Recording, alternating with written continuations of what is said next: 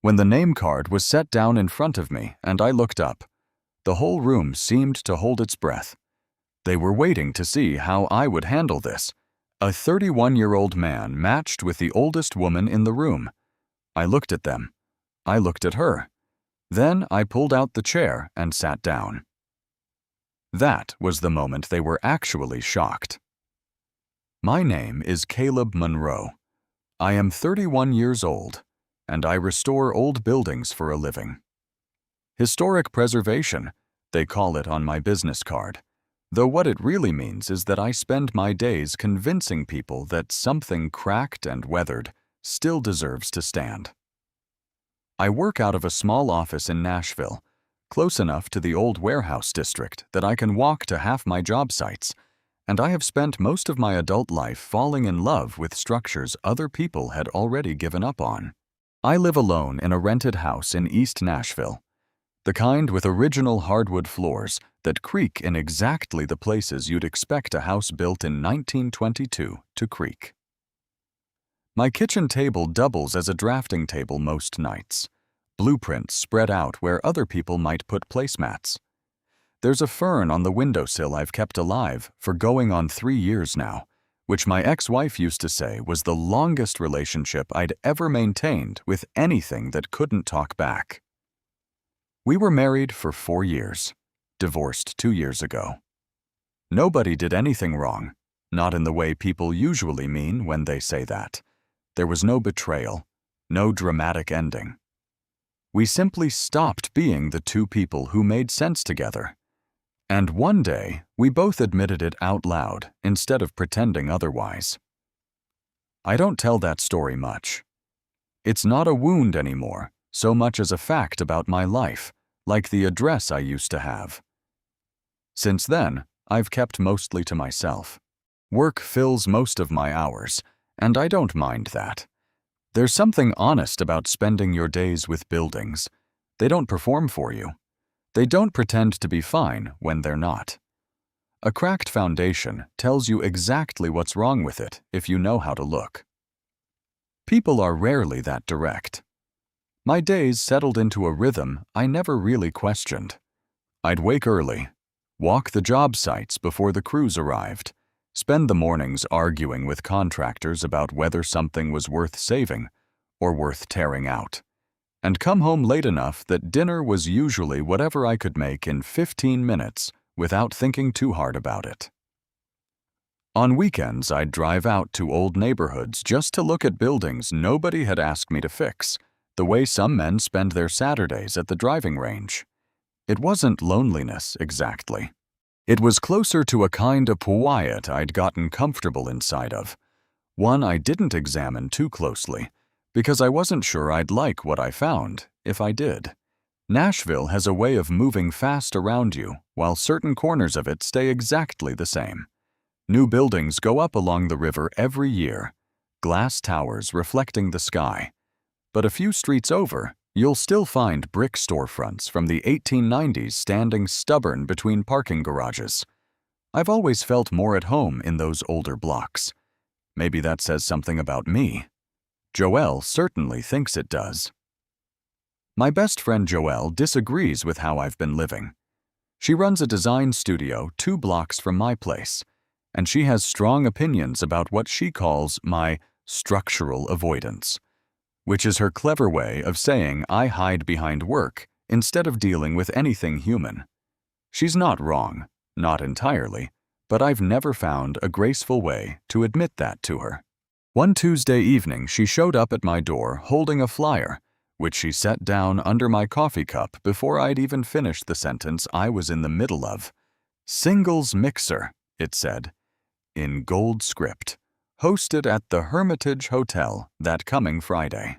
I already filled out the form for you, she said. You just have to show up. I told her I didn't need to go.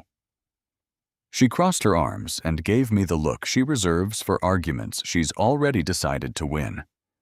Caleb, she said, you just spent 2 hours explaining to me why an 1887 arched window deserves to be saved. You need to talk to a real person for once. I didn't have a good comeback for that, so I went. The mixer worked on some kind of compatibility system. You filled out a questionnaire about your values, what mattered to you, how you spent your time, and they matched you with someone based on the answers rather than anything as simple as age. I hadn't thought much about what that meant until I was standing in the lobby of the Hermitage in a white linen shirt I'd ironed for the first time in longer than I want to admit, holding a name card with a table number on it, feeling distinctly out of place, wondering whether I could still make an excuse and leave before anyone noticed I'd come at all. The hotel was the kind of grand that Nashville does well when it wants to. Marble columns, ceilings high enough to make your voice sound different, low gold light pooling across white tablecloths, a pianist somewhere near the back playing something slow enough not to interrupt conversation. Waiters moved through with trays of champagne. Somewhere a woman laughed too loud at something, the way people do when they're nervous and trying not to show it. I stood near the entrance for a full minute before I made myself walk in, running through every reason I had to turn around and go home. The lobby smelled like white roses and candle wax, and somewhere under that, faintly, like old stone, the kind of smell I associate with buildings that have survived more than a century of people walking through them without ever really looking up. I told myself I'd stay an hour, just long enough to tell Joelle I'd gone. I found my table and sat down, and that's when the room noticed. That's when I understood why everyone had gone quiet around us. Because the woman across from me was easily 20 years older than anyone else being matched that night, and I was clearly the youngest man in her vicinity, and the two of us sitting together at that small round table was apparently the most interesting thing happening in the entire room. I didn't leave. I didn't ask for a different table. I just looked at her, and she looked back at me with an expression that wasn't asking for pity or explanation, and I thought, well, I might as well find out who she is. Her name was Diana Holt. She had silver blonde hair, cut just above her shoulders, sharp green eyes that missed nothing, and the kind of composure that made you feel like you were the one being interviewed, rather than the other way around. She wore a deep rust-colored dress, gold jewelry that looked inherited rather than bought, and she held herself like someone who had spent years in rooms where she needed to be taken seriously. "You don't strike me as the type who comes to things like this," she said, before I'd even sat down all the way. It wasn't a question. "Neither do you," I said. That earned me the first real smile I saw from her that night. Small, a little surprised, like she hadn't expected to be matched with someone quick enough to answer back. There was a stillness to her that I noticed before anything else. Not coldness, just the particular calm of someone who has stopped needing a room's approval a long time ago. While the tables around us buzzed with nervous first-date energy, people talking too fast, laughing too readily, Diana simply sat there and let the silence between her sentences breathe. I found myself slowing down to match her, which wasn't something that came naturally to me. Somewhere in that first hour, I noticed she carried a gold-nibbed fountain pen in a small leather pouch inside her purse. My name card had been misprinted. Someone had spelled Caleb with 2 L's. And rather than complain to the staff, she simply took out that pen and corrected it herself, her handwriting neat and certain, the kind of penmanship you don't see much anymore. I asked about the pen. She said it had been a gift, a long time ago, and that she'd never found a reason to replace it. I didn't press further. I didn't know yet that pen would end up mattering more than either of us realized that night. We talked about work, mostly. I told her about the buildings I restore, the arguments I have with contractors who want to tear out original details because replacing them is cheaper. The particular satisfaction of finding out a building can still be saved after everyone else decided it couldn't. She told me she was an estate attorney, that she spent a portion of her practice doing pro bono work for artists and elderly clients who couldn't otherwise afford representation, sorting out what happens to a person's life's work after they're gone. "We do the same job, in a way," she said. "You keep buildings from disappearing. I keep people's intentions from disappearing after they can't speak for themselves anymore." I hadn't thought of it that way before, but she was right, and something about hearing her say it made the noise of the room around us fall away a little. She asked me questions most people don't bother asking on a first meeting, not the surface things. Where did you grow up? What do you do for fun? But questions that made me think before I answered. What's the oldest thing you've ever fixed that you were sure wouldn't survive?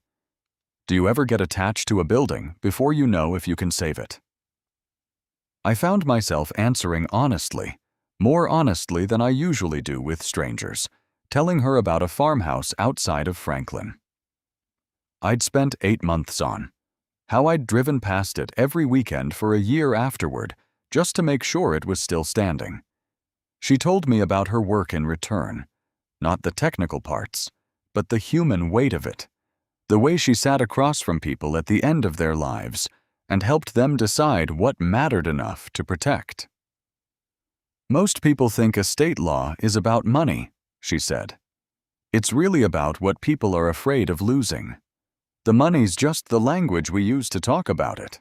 I remember thinking, somewhere in the middle of that conversation, that I hadn't checked my watch once, and that the hour I'd promised myself I'd stay had already come and gone without my noticing.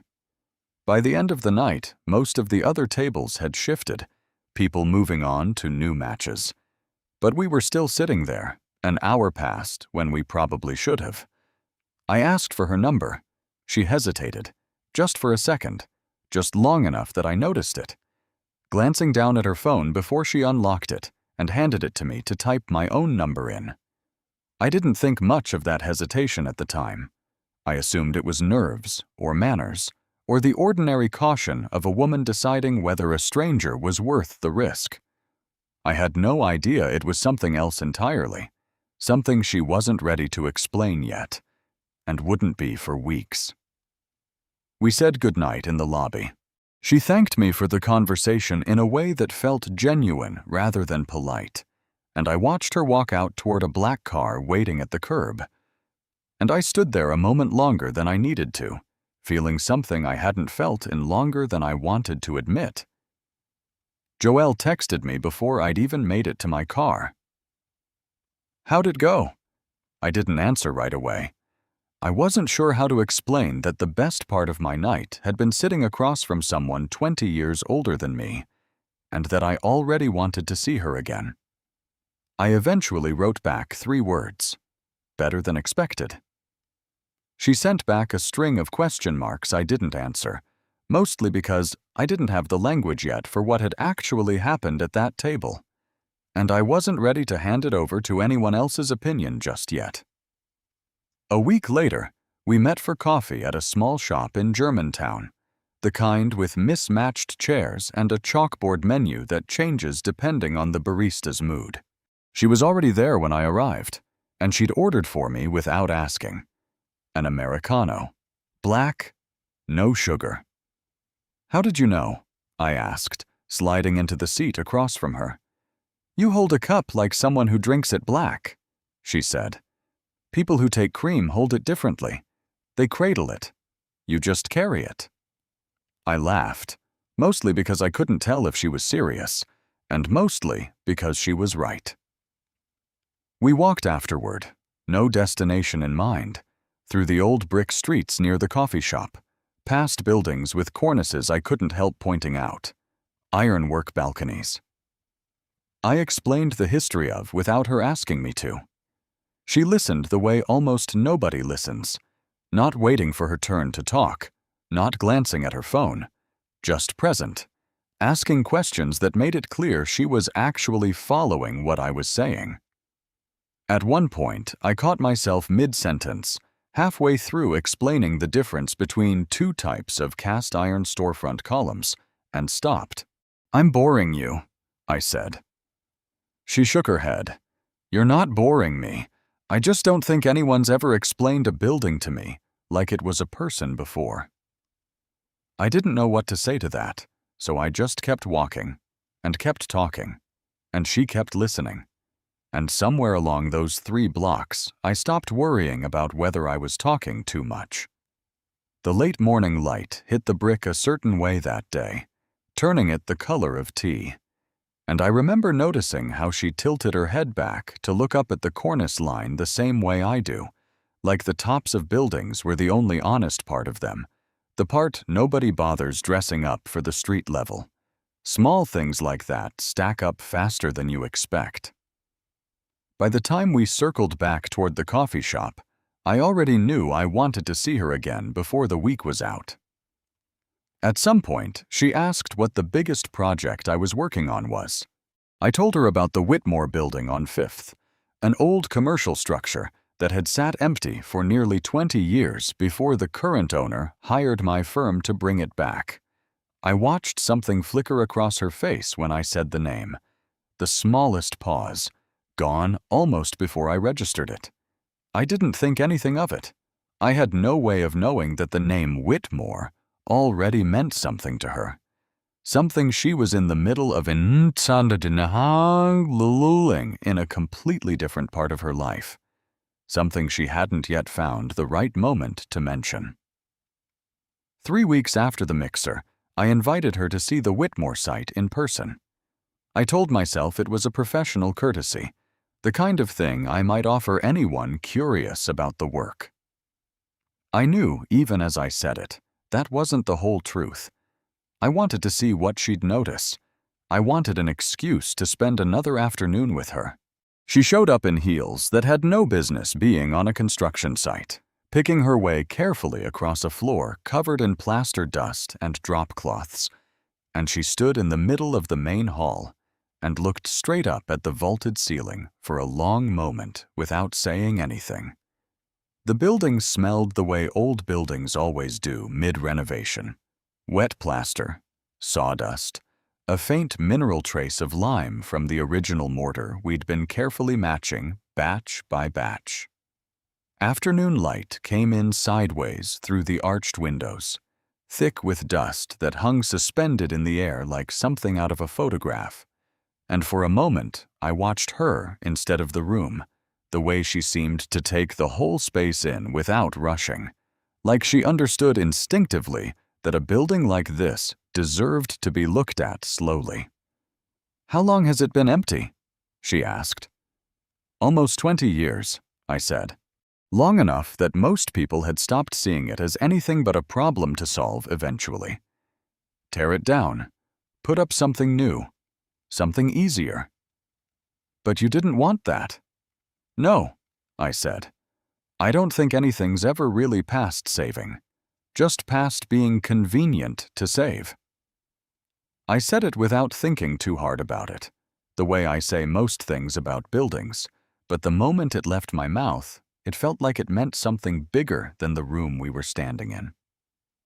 She turned to look at me when I said that, and something passed across her face I couldn't quite name at the time.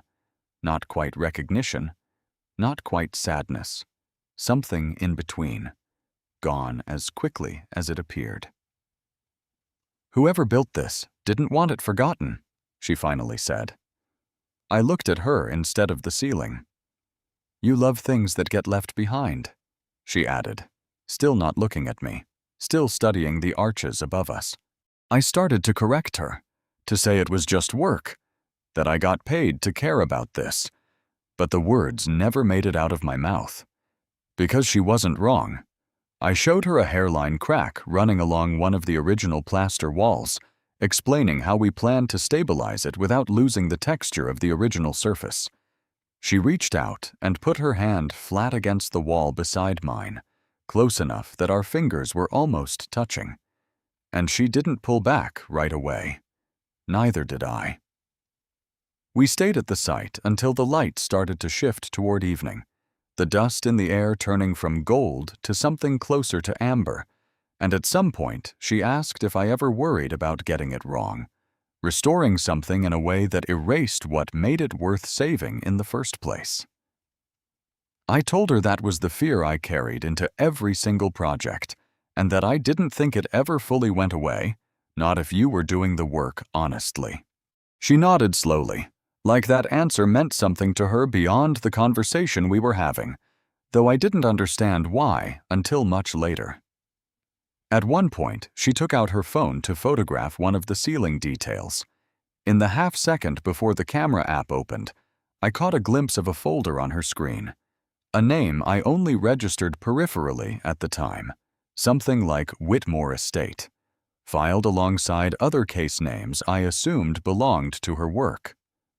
She closed the phone before I could read it clearly, and something about the way she did it, quick and deliberate, should have registered as strange. It didn't, not that day.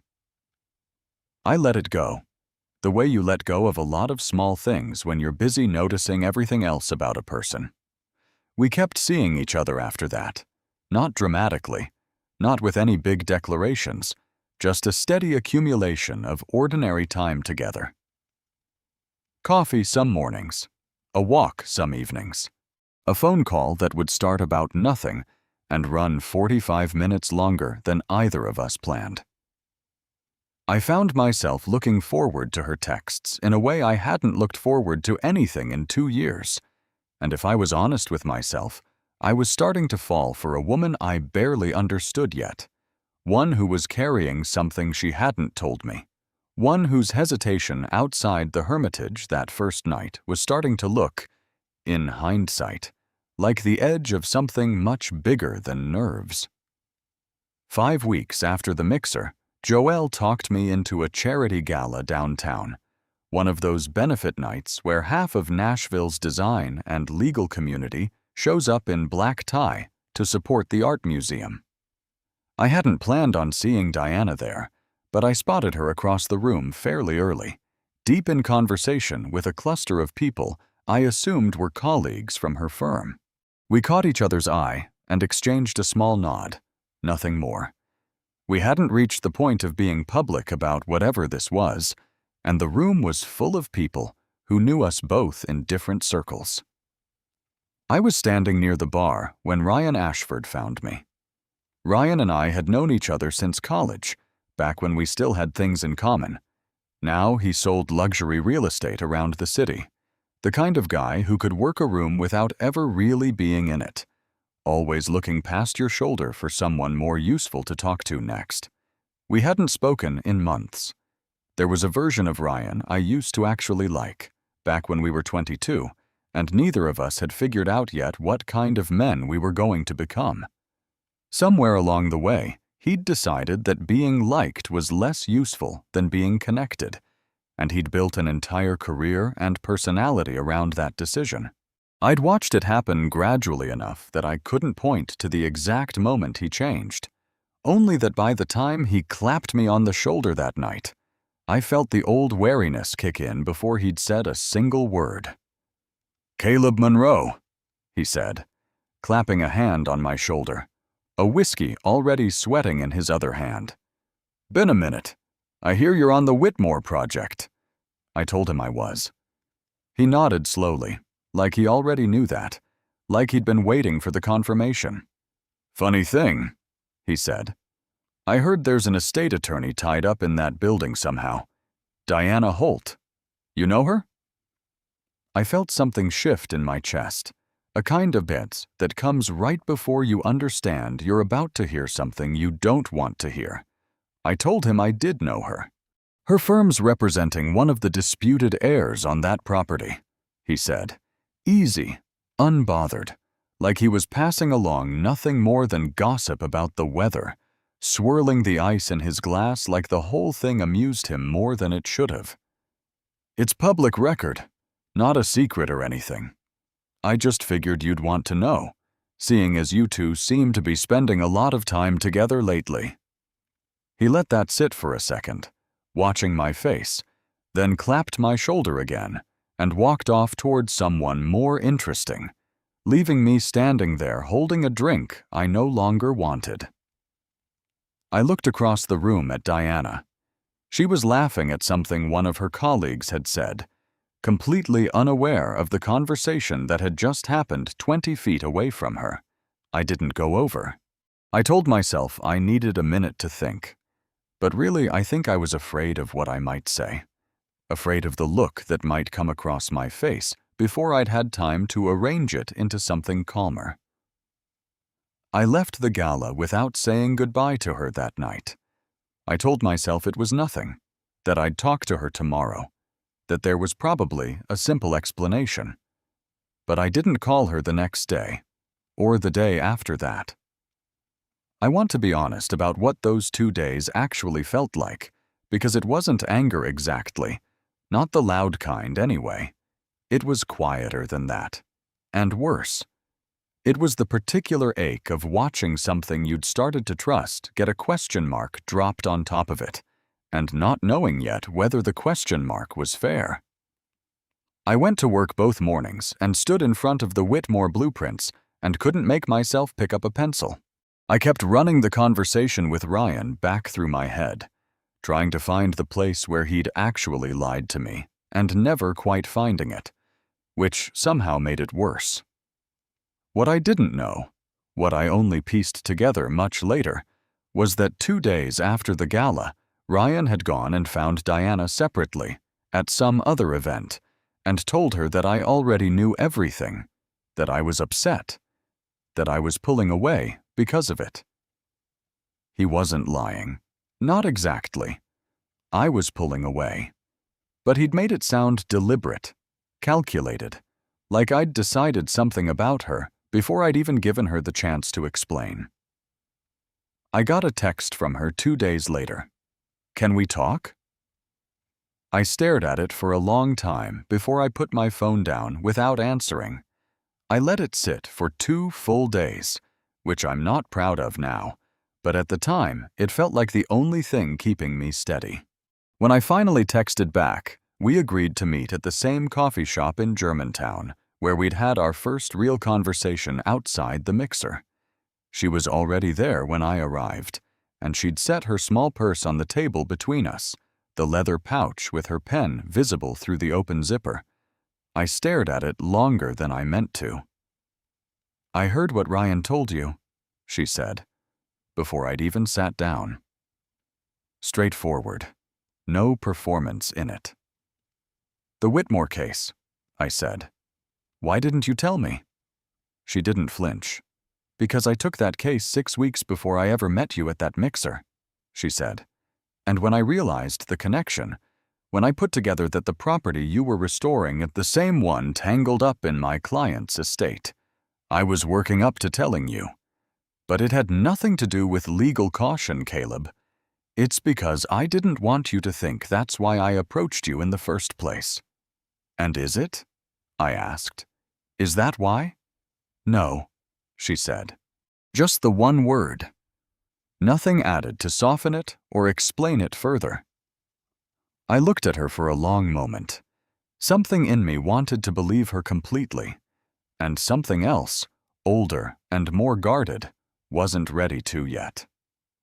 2 years of learning how to protect myself after a marriage ended doesn't just switch off because someone gives you a straight answer across a coffee table, and I hated that about myself in that moment even as I felt it happening. I stood up, put enough cash on the table to cover both drinks, and left without saying anything else. I didn't look back to see her face as I walked out, though I've thought about what it must have looked like more times than I'd like to admit. For 3 days after that, I barely left my house. I sat with the Whitmore blueprints spread across my kitchen table the way I always did, except I couldn't focus on a single line of them. At some point, I flipped to the technical notes in the back of the file, the ones listing the various legal and ownership complications tied to the property, and there it was in black and white. Whitmore Estate, cross-referenced with a firm name I now recognized. I sat there staring at it for a long time. For 3 days, I ate almost nothing and worked on almost nothing, moving through my house the way you move through a place after someone's died, touching things without really seeing them. I'd catch myself standing at the kitchen window, staring at nothing, the fern on the sill needing water. I didn't give it, my phone face down on the counter, because I couldn't stand looking at it, and couldn't make myself put it out of reach either. Joelle showed up at my door on the third night, unannounced, the way she does when she's decided I need checking on. I opened the door, and she looked me over for a second before saying, "You look like one of your buildings before restoration." She said it gently, without any judgment in it, and somehow that was worse than if she'd been sharp about it. I let her in. I told her everything. The gala, Ryan, the coffee shop, the 2 words Diana had given me, and nothing more.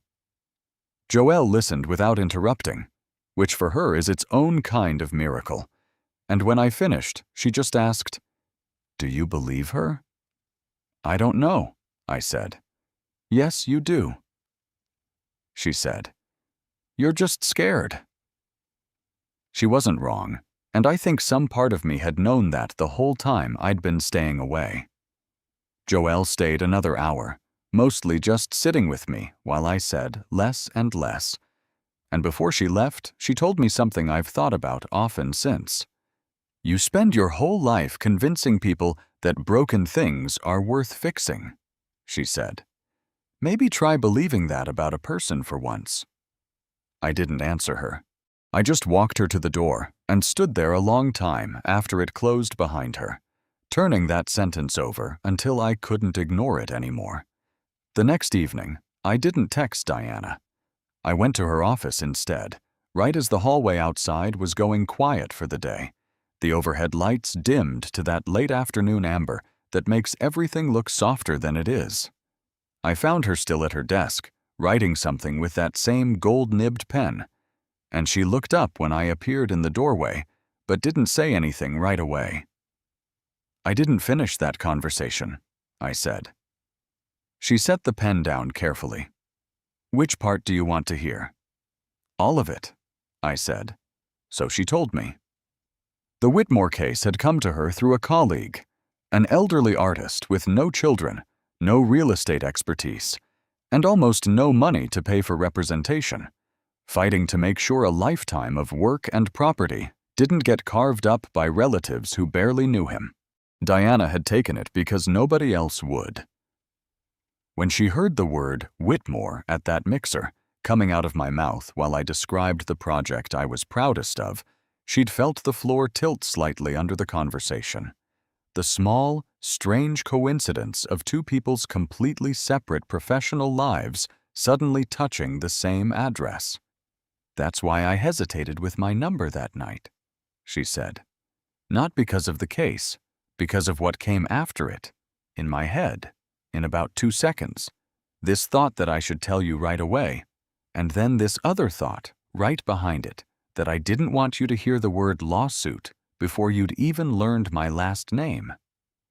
She told me about the client, an artist in his 80s named Walter, no children, a lifetime of paintings and property nobody in his extended family had ever bothered to understand, let alone value, until he was gone, and there was suddenly something worth fighting over.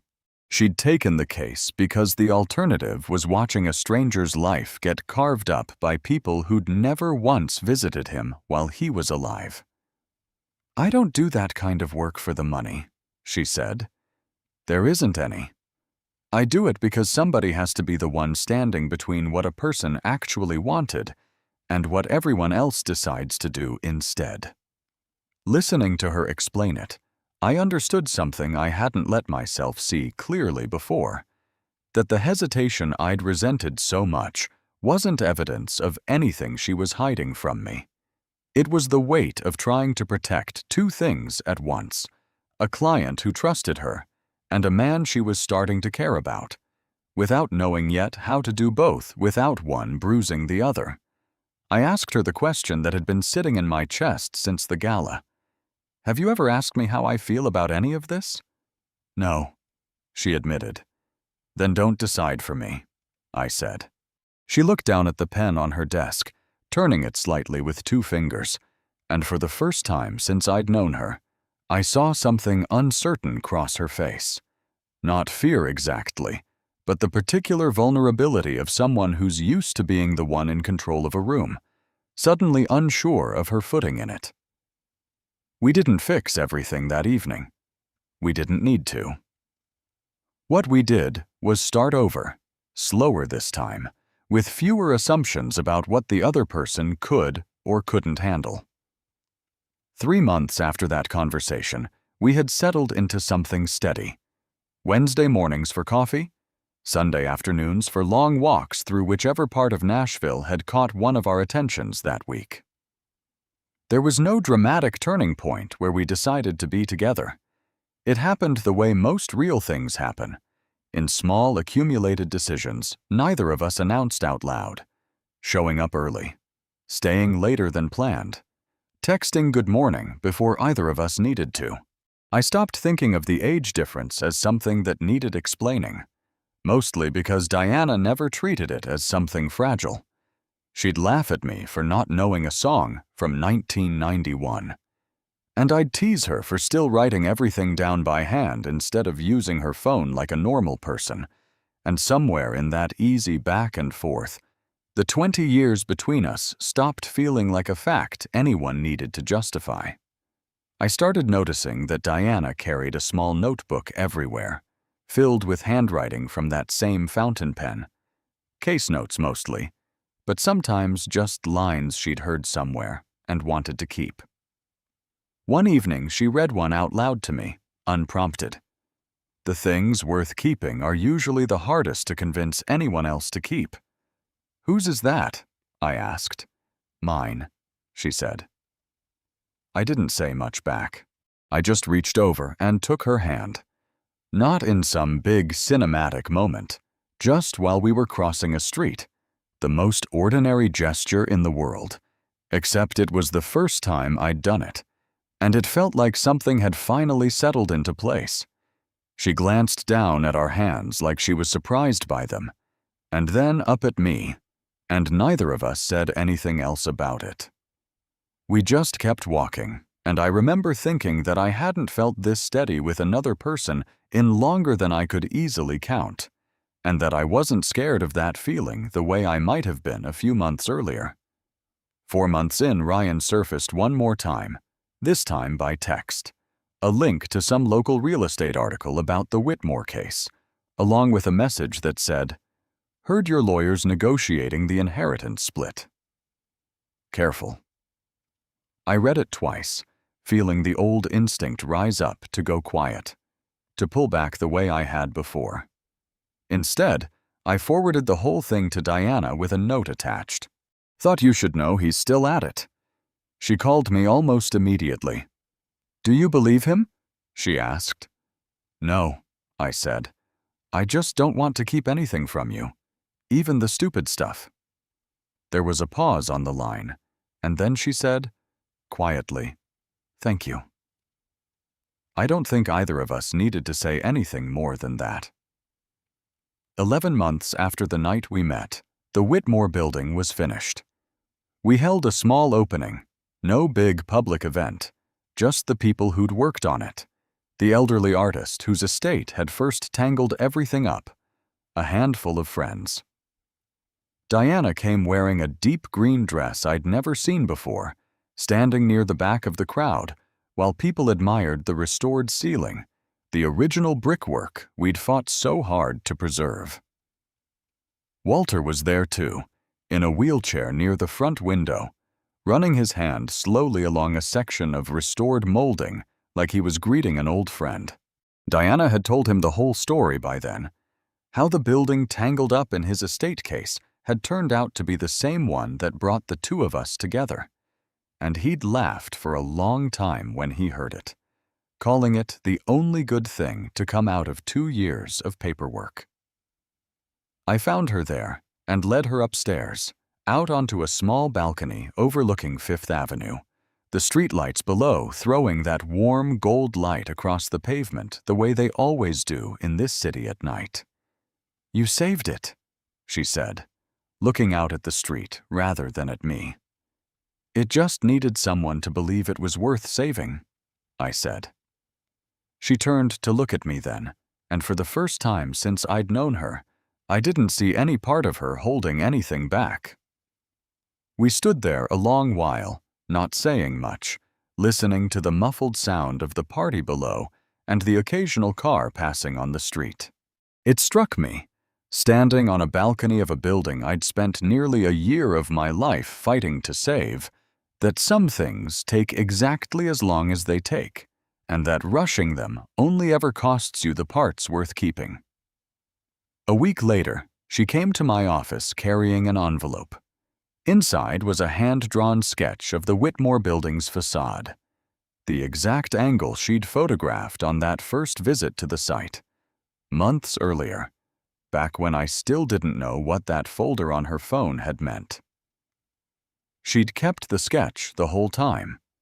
In the corner, she'd already written my name, the date, and signed it herself with that same gold-nibbed pen. "You need to sign it too," she said, setting the pen down on my desk between us. "To make it complete." I signed it. Set the pen down. Looked up at her. "You keeping this pen?" I asked. She slid it back across the desk toward me. "You keep it," she said, "in case you ever need to sign something important later on." People still ask me what my reaction was that night, the one they say nobody expected. The truth is, all I did was pull out a chair and sit down. Nothing dramatic, nothing heroic. I just saw someone sitting there and wanted to know who she was.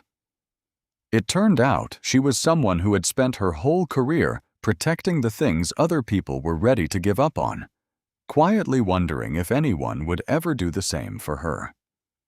I think about that first night more than I probably should. The room going quiet, all those faces waiting to see whether I'd get up and ask for a different table. Nobody in that room knew Diana yet. They just saw two numbers on a page that didn't seem to match, and decided that was the whole story. I got to find out it wasn't. I got to find out slowly, the way you're supposed to find out anything that actually matters. The pen sits on my desk now, right next to the drafting lamp, where I see it every single morning before I start working. I haven't used it to sign anything important yet, but I know when I will. That night, I didn't break anyone's expectations. I just refused to let someone else's expectations break something worth having. If you'd been sitting in that room that night, would you have been one of the people staring? And have you ever let someone else decide something wasn't right for you, before you had the chance to find out for yourself? If this story meant something to you, drop a comment below and let me know. Like the video if you think I was right to pull that chair out. And subscribe, because the next story I tell you is going to surprise you even more than this one did.